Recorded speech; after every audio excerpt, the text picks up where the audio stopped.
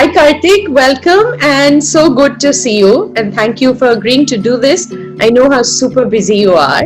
Kartick Satyanarayan is the founder and CEO of Wildlife SOS and one of my personal heroes where wildlife conservation is concerned. So really delighted to have him here. Kartick, over to you. Tell us about yourself, your life and your work, please. Latika, thank you so much for having me. And similarly, I think you are, someone that I hold in great esteem. You are such an inspiration, and I think we've had many a conversation together where we've been able to laugh and enjoy ourselves. So thank you again. Well, I created Wildlife SOS in 1995 with a co-founder called E17. And when we started our work in 1995, the focus at that point of time was to resolve a huge, wildlife crime problem that went on across India with the dancing bears, and where sloth bears were being exploited in an unsustainable manner. But moving on from that point, we today work with leopards, tigers, a lot of cat issues, as well as enforcement with anti-poaching work and stuff like that. Today's talk is going to be primarily about big cats and what we do to try and help big cat conservation. But at the same time, I will also start by introducing you to what we've done with Wildlife SOS and a little bit of an introduction to the work of Wildlife SOS. These pictures that you see in the PowerPoint presentation are two of my favorite pictures. That's a leopard that is currently living in one of our rescue centers. This leopard was rescued from a severe human wildlife conflict situation, and the tiger as well was rescued from a poacher's trap. So both of these are animals that actually live in our facilities currently. All right, so giving you guys a little bit of background, these are the sloth bears that I was telling you about, and this sight that you see of this man with this bear is what got us going to try and make a difference and create Wildlife SOS. So what you see here is a Kalandar man with his bear, and this had been a 400-year-old practice across India, and as time moved on, it became less of a practice for the harem of the Mughal emperors, and it became more like a cheap roadside trick and entertainment for tourists. But the ugly truth behind this was that every single bear that these people used was poached from the wild. And the photo you see here now is of a baby bear, barely a few weeks old, stolen from its mother. And what we saw in 1995 was that 1,200 bears were used for performances across the street, across India, on the streets. And each of these bear cubs was poached from the wild. And clearly, the poachers were killing the mothers in order to pull these baby bears. These bears were then sold to this community for cheap prices. And about 200 bear cubs were removed each year from the forest. And that was what we felt was going to become a problem, because it was unsustainable completely, the fact that so many mother bears were being killed and baby bears were being removed every year. And 50% of these cubs that were being trafficked illegally were all getting killed because of the stress of trafficking, separation from the mother and things like that. But all of this information we found through our undercover work. So there was an awful lot of investigation, going undercover, gathering all this intel, etc., which helped us find out what the truth was behind this problem. But then Wildlife SOS had to kind of jump in and make a difference to try and solve this problem. And the first thing we did was, while we started working with the community, but parallelly we also started a lot of anti-poaching efforts to start working with the enforcement agencies as well as with the communities. And we started gathering this intelligence about the movement of these bear cubs, movement of poachers and traffickers, and then sharing that with enforcement agencies. That included the police, forest department, and the Wildlife Crime Control Bureau. And what you see here is a rare photograph of a smiling policeman. It's not very common that they get to smile because they have they have to deal with a lot of blood and gore usually. But I'm always happy when I see them smile because they've been able to change the life of an animal. And I think it creates positive moments for enforcement agencies. Now, going to the community, this image that you see of this man walking with a bear is what this community has gone through for hundreds of years. And this is a Kalandar man with his bear, and that's how he used to earn his livelihood. And what the image that you see next to it is the photo of his family, his wife and his 4 children. 3 you can see inside, and there's I think 5 children, 2 more outside of the frame. And that's exactly how they live, just a couple of bamboo sticks and a piece of tarpaulin. And so they had a bad deal. They had no education, no health care, no toilets, no drinking water. That woman would have to walk with those children for 5 miles to get a pot of water. And so we realized that, we had to try and make a difference for the community in order to bring about a change for the animals as well. And so we thought about bringing a sustainable solution to bring an end to this illegal practice of bear trafficking. So we started with the more intelligent species of the Kalandar community, the women. They were smarter, they didn't attack us, they didn't chase us, and they were willing to learn because they wanted a better future for the children. So we started training them in sustainable alternatives like carpet weaving, tailoring, embroidery, things like that. And that really started empowering the women in the community so they could then provide for their children without having to depend only on the begging with the bears that the men were indulging in. Then we started working with the men, and you can see this image on the left side where there's a dancing bear with this man called Amin Saab, and that was what he was doing all his life to support himself and his family. But when he surrendered his bear, we helped him with seed funds to get an auto rickshaw or a tuk-tuk, and that was earning him in some cases almost 5 times more than what he would earn with a bear.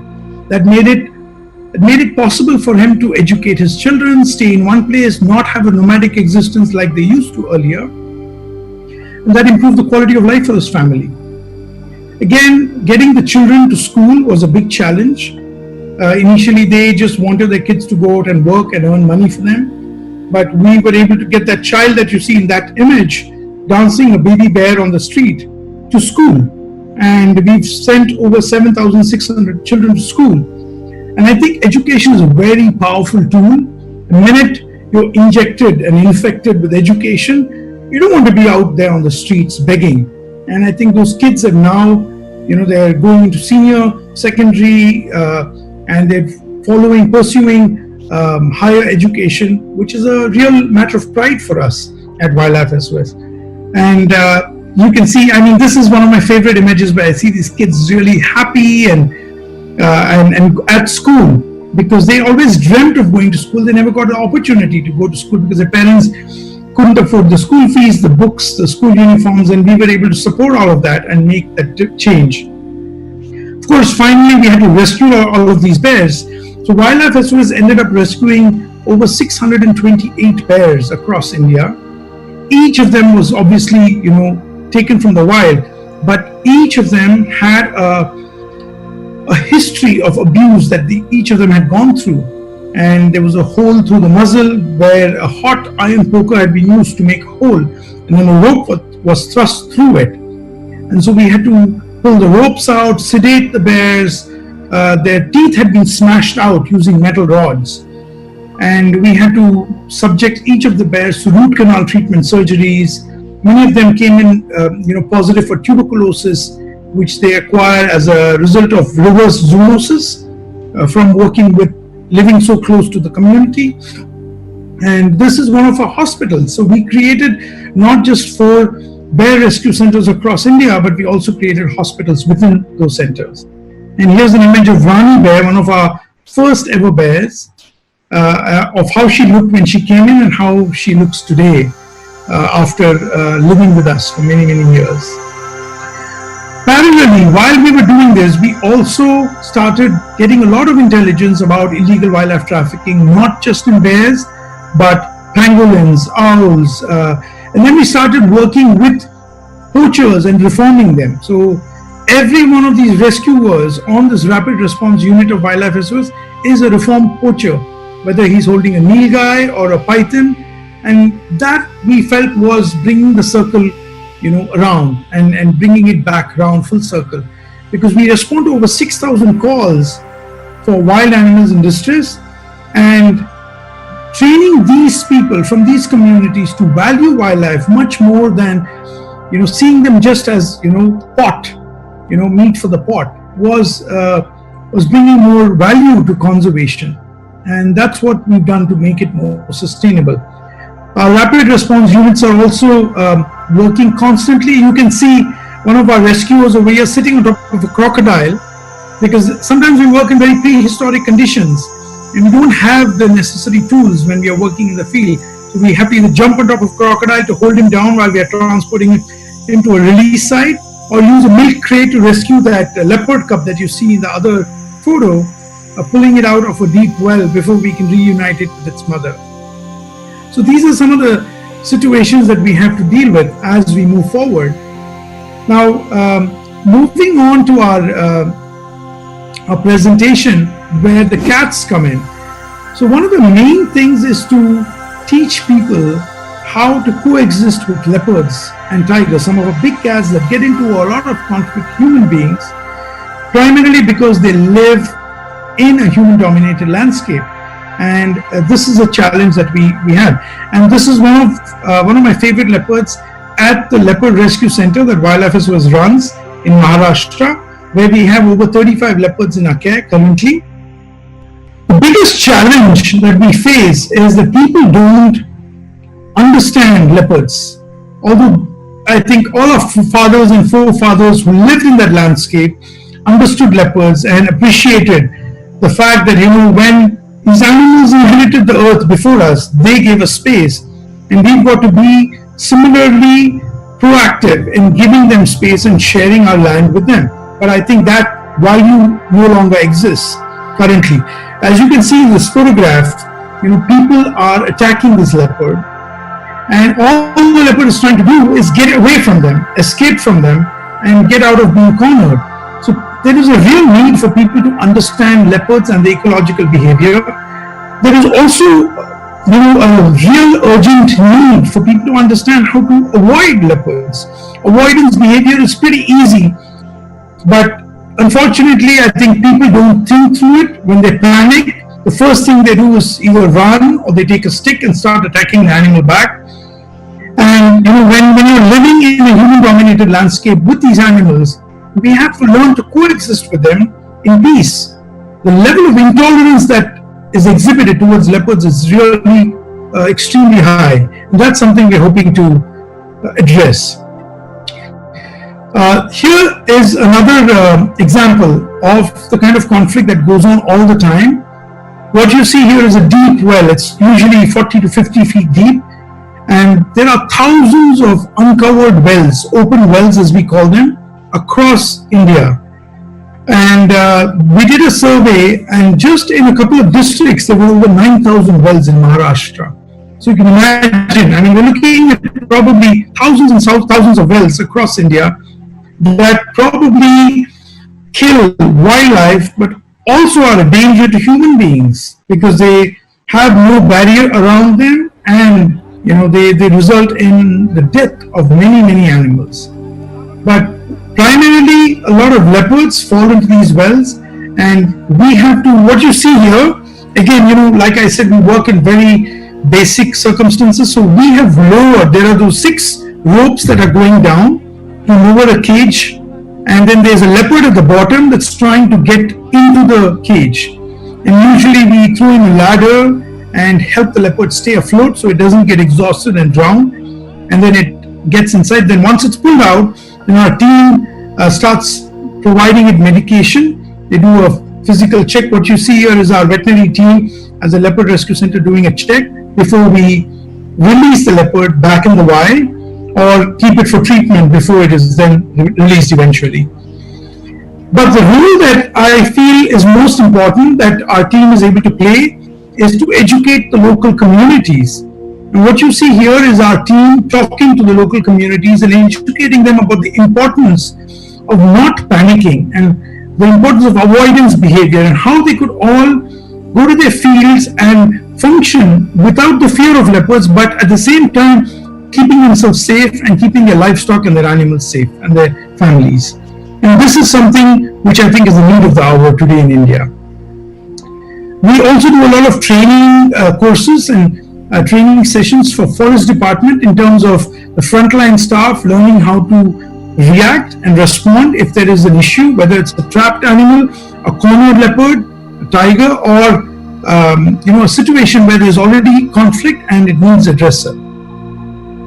One of the things that makes me very happy, and I think is also an important aspect, is to ensure that leopards don't end up in captivity.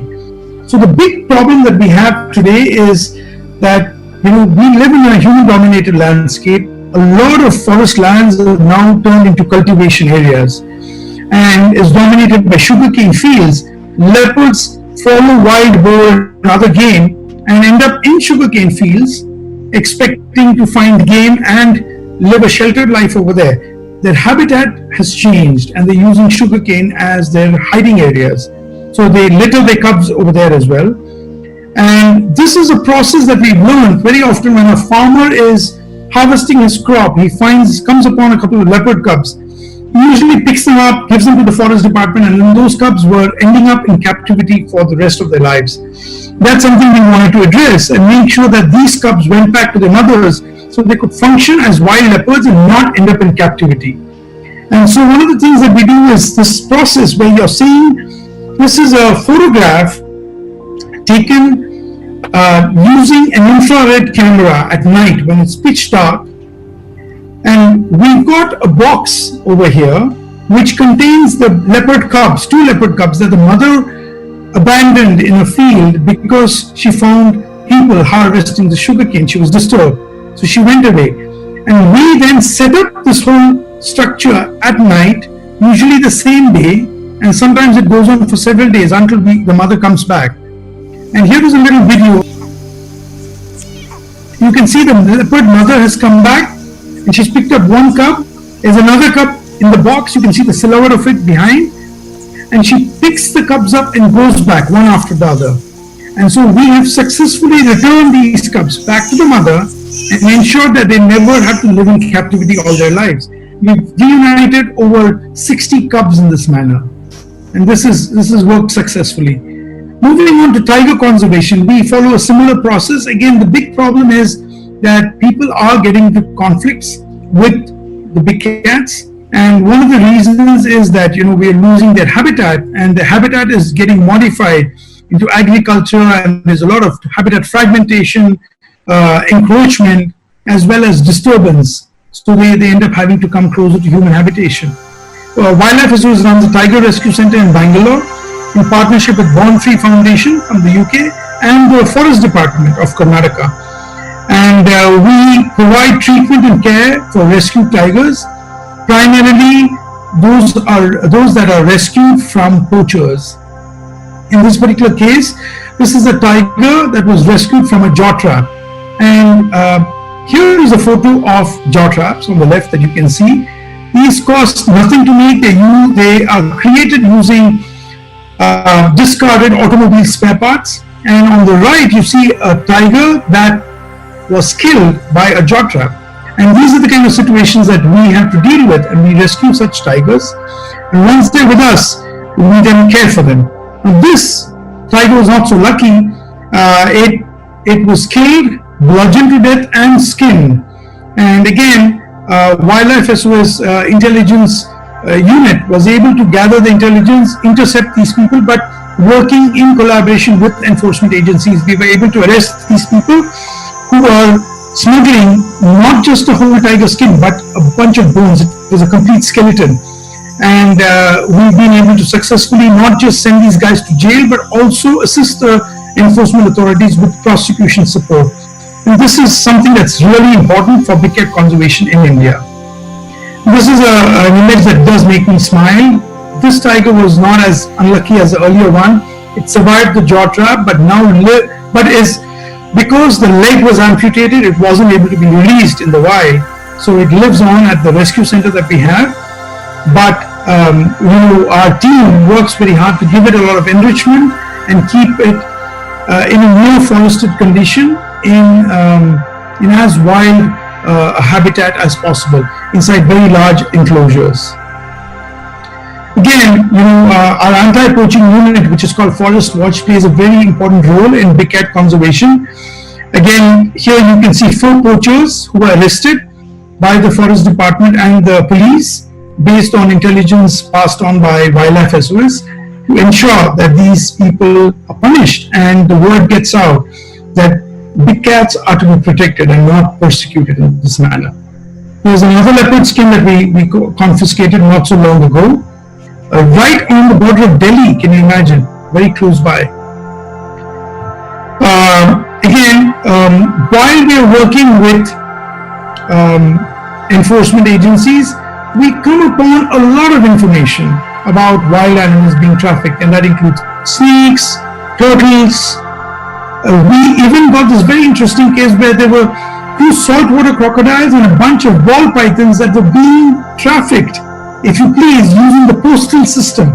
So they would come in many boxes and it would be marked, powdered chili powder or dry chilies or something like that. And there would be a fake address on it and it would come get delivered over there. And the postal office contacted our team and said, there's this box that is moving, so can you please send someone down? So we sent a team down there to check on it, and we found that there were live crocodiles inside the post bag. So, smugglers will go to any extent. So it's really important that we understand that illegal wildlife trafficking is a multi-billion-dollar industry, and we've got to do everything we can to stem it and stop it. The important thing that I also wanted to share is that we encourage a lot of volunteers to work with Wildlife SOS. So here are volunteers helping us prepare feed for our rescued animals that live at our centers, and that includes not just big cats but also bears, elephants, all kinds of animals, birds, etc. But it also gives volunteers an opportunity to come and work shoulder to shoulder with our team. And all they need to do is email us at volunteer@wildlifesos.org if they want information on how to come and volunteer with us. And there's one other thing that we do. We also work with elephants, and we've been constantly trying to get people to understand the importance of responsible tourism and being responsible tourists when you go to a country like India. And as you know, elephants in India have a bad deal. They get exploited severely and they suffer a lot of abuse. So we always encourage people to go to refusetoride.org, which is a resource website, and educate themselves about what is used as a training method for elephants so they can be ridden by tourists. And it's really important that everybody sees that before they get on top of an elephant. And that's it. That was my presentation on the work that we do to protect big cats and other animals. And if anybody needs more information, they're welcome to go to our website, which is wildlifesos.org. They can also go to our social media page, Facebook, which is Wildlife SOS India, and they are free to email me on Kartick@wildlifesos.org. Thank you. Thank you. That was amazing. So just going to what you were talking about, and the fact that you have, you said 35 big cats just in one center. Kartick, tell us what is involved in looking after 35 cats for the rest of their lives on a daily basis. What is it that you do? I think people really need to understand this. Looking after 35 big cats on a daily basis is no easy feat, I can tell you that. It requires a lot of resources. You need to follow very strict safety protocols because some of these animals have been man-eaters, some of them have been cornered and have had a bad experience with human beings. So they are scared and they don't want, really to have anyone in their face. So it requires us to be very patient. It requires us to have a team. We have a team of about 15 people just looking after the leopards, so including their feed, the monitoring. We do a lot of enrichment in terms of scent, because big cats can get bored, just like us human beings during the lockdown. We need to ensure that they have some excitement during the day, and they have, we arouse their senses by, putting in different scents, throwing in different things for them to play with, creating enrichment structures that they can climb on, and stuff like that. So it keeps our team really, really busy. But also our rapid response unit has to be always ready to get into the Jeep and drive out if they get a call about an animal in distress. And since you've been talking about this, I also must use the opportunity to mention that recently we've had a 6-part episode series made about the work that we do at Wildlife SOS, including the work of the big cats on Nath Wild, and it's called India's Jungle Heroes. It's currently streaming on Hotstar across India, but otherwise I think it's aired on Nath Wild, and it actually shows people what it takes to care for these big cats on a daily basis. And I'm constantly concerned about these big cats, because we've got to make sure that they have a decent quality of life, because we can never put some of these cats back in the wild, and we need to replicate what the wild offers, what these forests offer to these animals inside their large enclosures. So the goal is to try and give them a large enclosure, and we're constantly looking for people to sponsor and donate the material so we can make these animals large enclosures, and then make sure that we can give them a good quality of life and keep them in good health. Okay, so from that, another thing that has been in the papers a lot is this whole problem in Maharashtra with all the conflict between tigers and humans, and people from the forest department now talking about the fact that they want to remove 50 plus tigers from where they live presently, and translocate them with no mention of where they're going to translocate them, and they're talking about sterilizing them. Now, do you think these are real solutions? Do you think this will have a long-term impact? Or given today's scenario, one of my worries, for instance, is that if you remove a dominant male tiger from another area, the territory will fall open and you'll just get a replacement coming in, because we have an endless supply from the source. So how do you deal with something like this, and where do you put 50 tigers? Who would be ready to have 50 tigers in the neighborhood? And how do you actually give a tiger a place that he can call home and not be a trapped animal in a little pen, which is what happens most of the time? In my opinion, Latika, I think the lesser that we interfere with nature, the better nature is, and she solves these imbalances very easily on her own if human beings can stay out of the mix. So, I think the reason that, we have some of these situations, these conflict situations is because there is human presence, and sometimes overwhelming human presence. And I think we need to look inside ourselves to find that that problem, and usually that is what is causing the problem.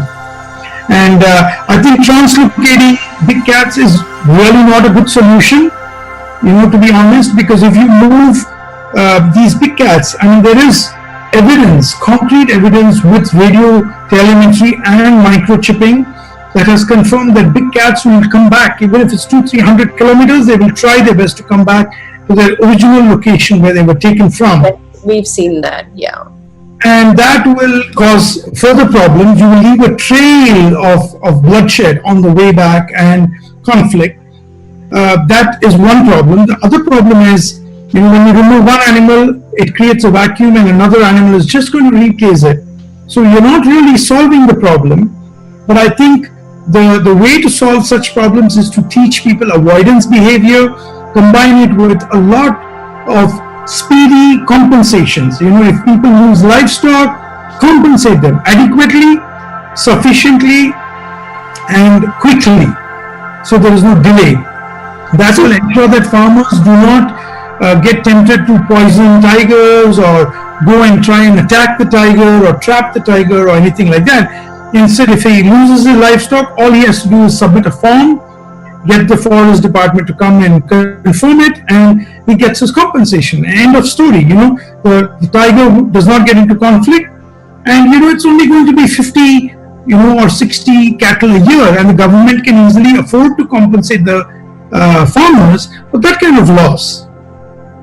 Okay, so just today we were doing another talk with a friend, Ali Rashid, who was talking about conservation tourism, and he actually mentioned that in the city where he lives, Bhopal, there was a tiger which had wandered in from probably he suspects from the Ratapani area or in one of the little forest clumps that are around Bhopal into his daughter's school in the middle of the day.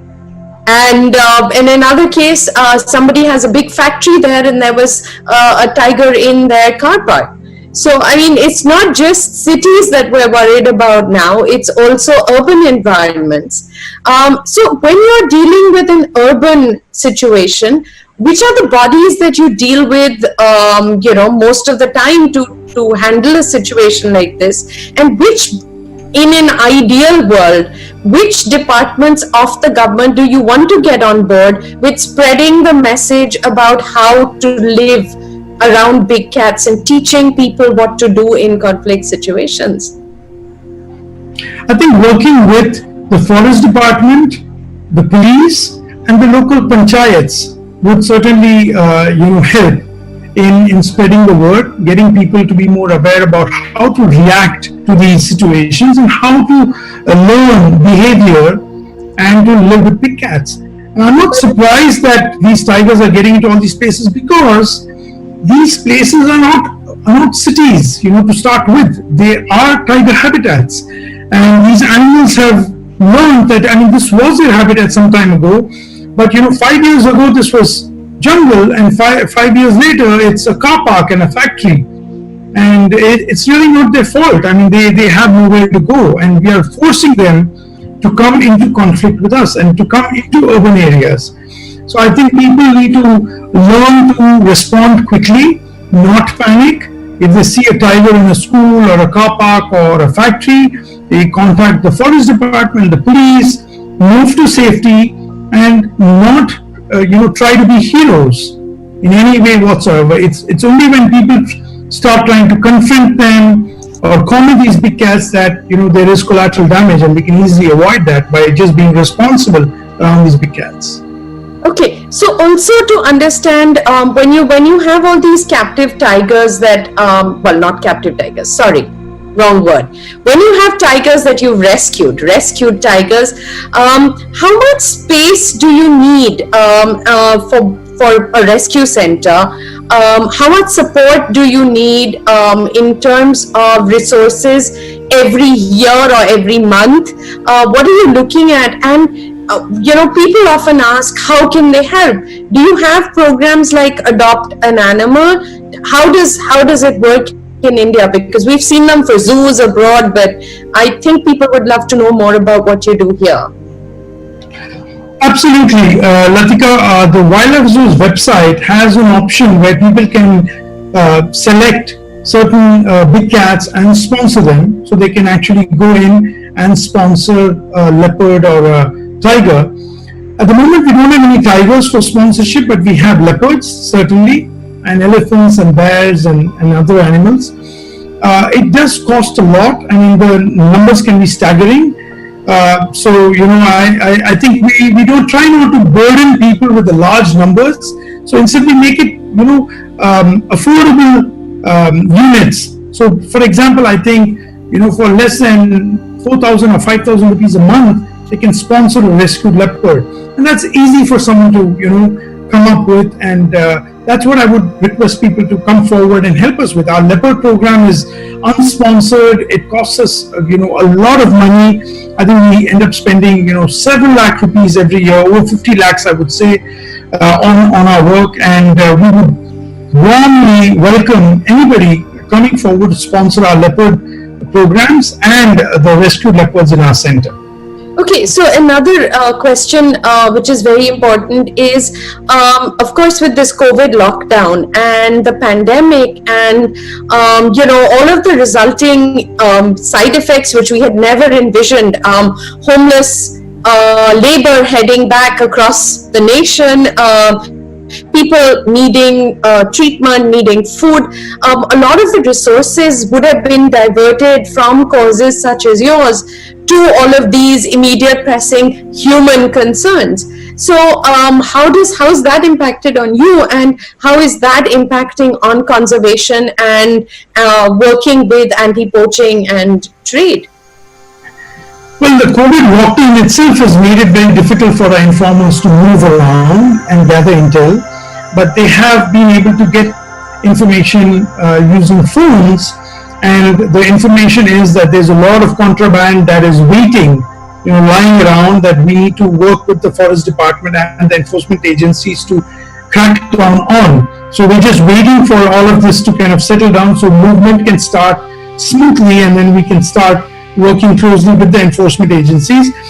The lockdown itself and the pandemic has impacted us tremendously. It has been quite a challenge for us to administer food material and medical supplies to the various rescue centers that we run.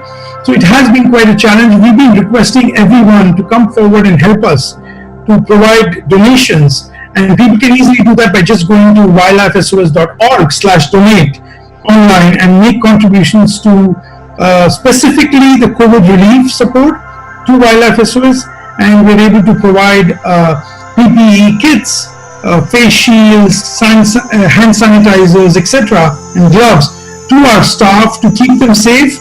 And these are the same people that work around the clock to keep our animals cared for.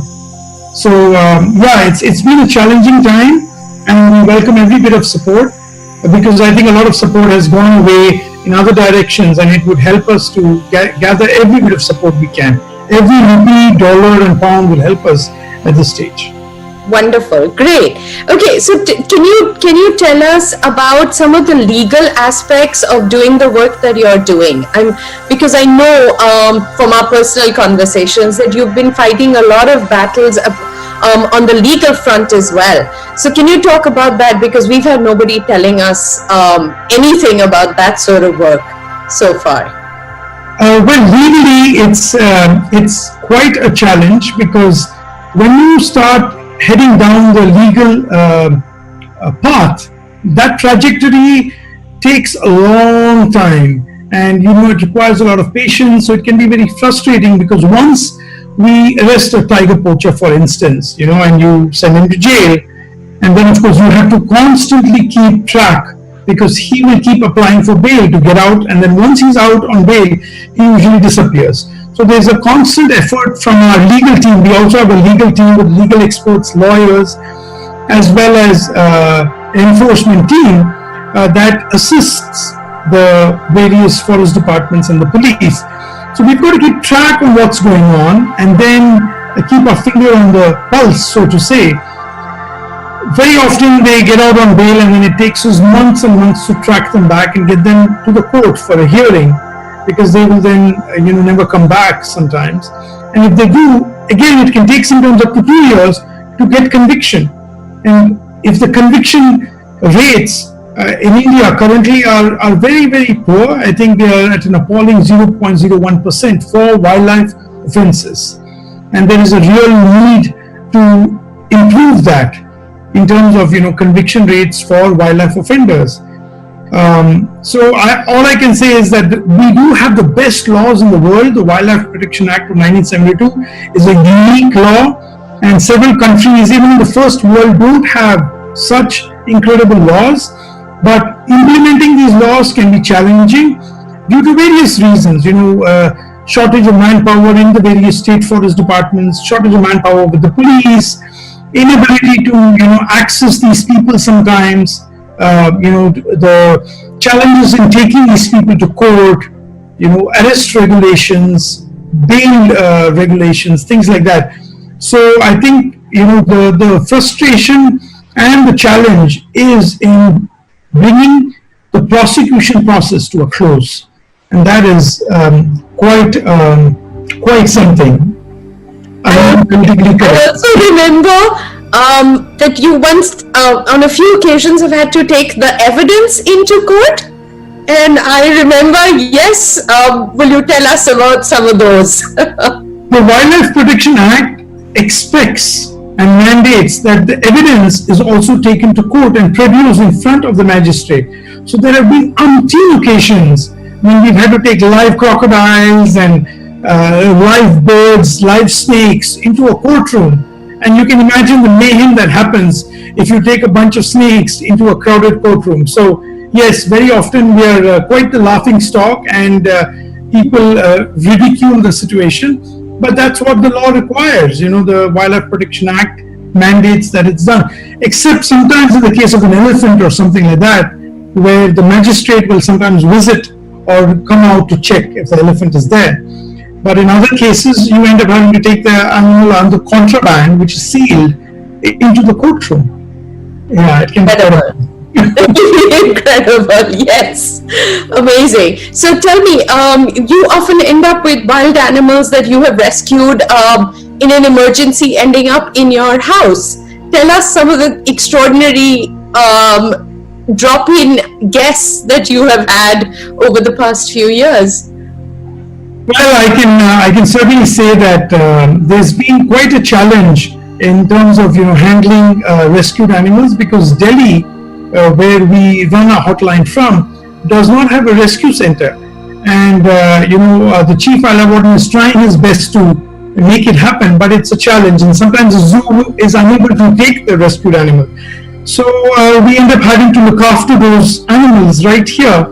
And I can tell you for a fact that I've had everything from baby nilgai antelope sitting in my living room that I have to bottle feed, to baby owls. At the moment, I think I have three owls and ibis that I'm having to look after, just waiting for them to grow up so I can release them back. And I've requested the chief wildlife warden to give us place to house these animals and the birds in. But because there's a shortage of place in Delhi, I have to very often do that. And anything from large pythons that I have to use my bathtub to cool them off in, to ibis flamingos, I mean, you name it. I think we've had to provide emergency care to these animals, and sometimes it can be quite a challenge.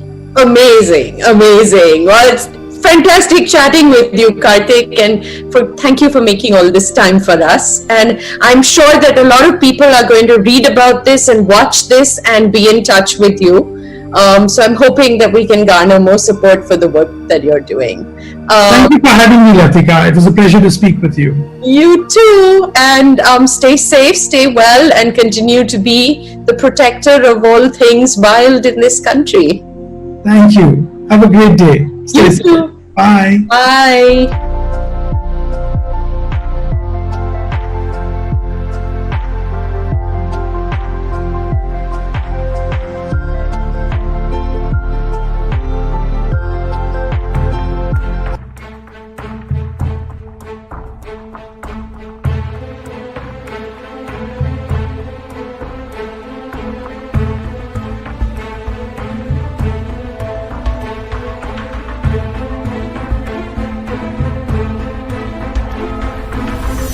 Leopards are so strong. I mean, how did it get that huge impala up there? But it did. Pretty amazing.